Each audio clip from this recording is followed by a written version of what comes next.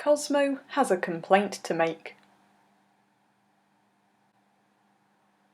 There just aren't enough clear patches of glass for him to admire his own reflection.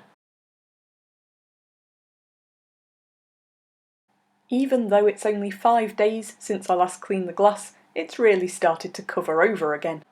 It's a bloom of diatom's algae, and when I cleaned it a few days ago I did leave some patches, because I enjoy watching the little snails come to the glass to eat it, and I wanted to make sure that they did have plenty of food. But this is too much, even for them, and it just looks... ugh.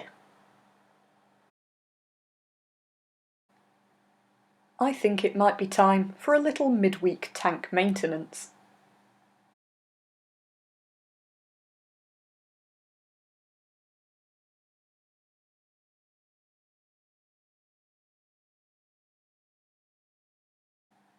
Usually I'd prefer to leave cleaning the glass until water change days. Whenever you try to scrub algae or diatoms off the glass like this, you are of course just spreading them into the water and helping them spread around the tank. On water change days there is of course more glass exposed above the waterline, and it's easier to clean it then. But, well, what's the point in owning a beautiful fish like Cosmo if I can't even really see him through the glass? The salvinia has really thickened up on top of the tank as well, so any that comes out attached to the sponge I'm just going to throw away.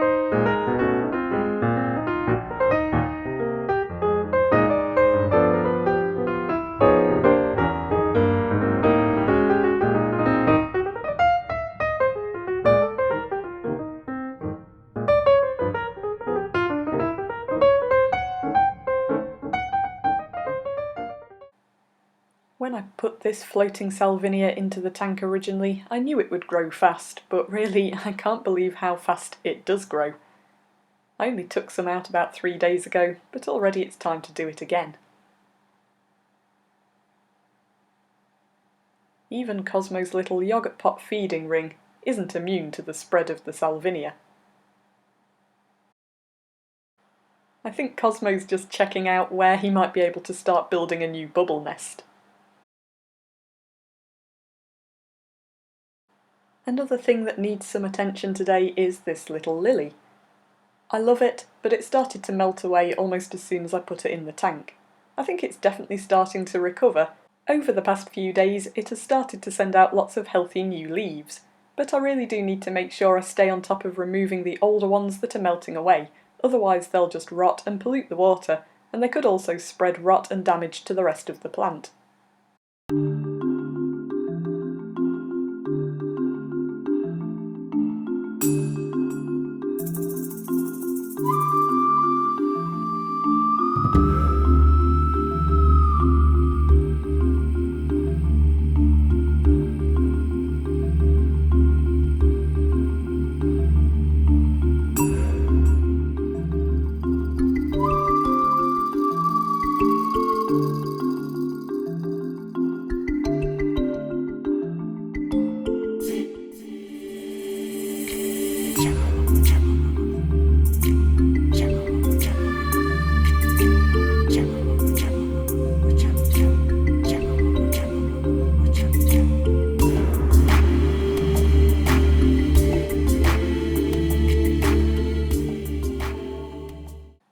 The lily looks much better. Oh, hi Cosmo.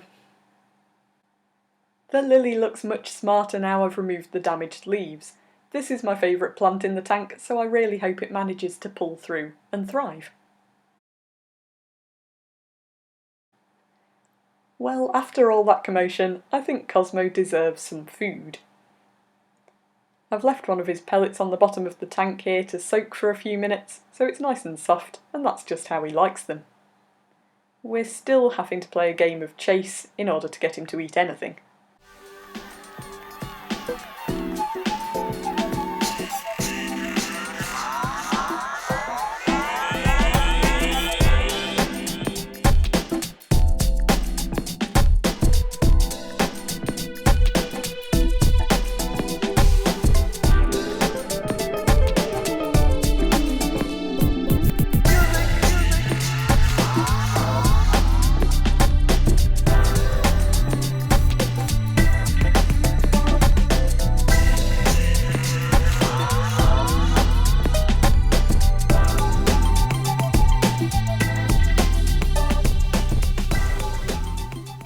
I still haven't cleaned the glass perfectly. It can wait another couple of days until I do a water change, but Cosmo is definitely making the most of all of that extra reflection staring space.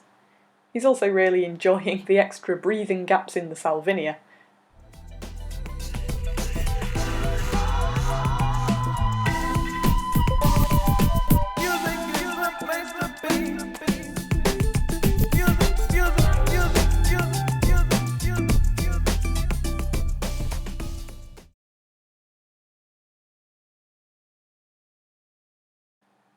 Although I'm really enjoying this tank, I'm not happy with the configuration of the planting that you can see behind the lily. I like the big Amazon sword that stands next to the wooden sculpture, but that back corner just isn't working for me. That's something I'm hoping to tackle over the next couple of days.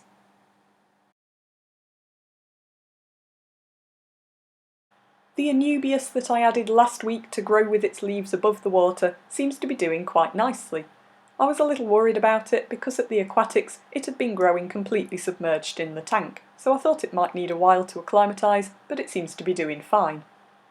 Thinking caps on for what I can do in that back corner. If you've enjoyed the video, please do give it a thumbs up and hit the subscribe button. I make at least a short video every day so that you can follow the progress of the tank in real time. The Daily Tank, the home of the Daily Tank video.